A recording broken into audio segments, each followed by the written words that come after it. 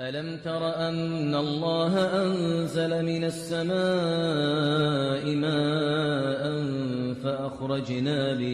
فأخرجنا به ثمرات مختلفا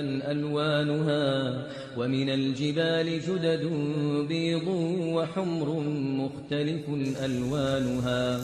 ومن الجبال جدد بيض وحمر مختلف ألوانها وغرابيب سود ومن الناس والدواب